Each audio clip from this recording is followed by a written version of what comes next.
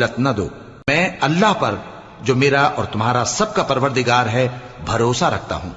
زمین پر جو چلنے پھرنے والا ہے وہ اللہ کے قبضہ قدرت میں ہے، بے شک میرا پروردگار سیدھے رستے پر ہے۔ اب اگر تم روگردانی کرو گے تو جو پیغام میرے ذریعے تمہاری طرف بھیجا گیا ہے وہ میں نے تمہیں پہنچا دیا ہے، اور میرا پروردگار تمہاری جگہ اور لوگوں کو لا بسائے گا، اور تم اللہ کا کچھ بھی نہیں بگاڑ سکو گے۔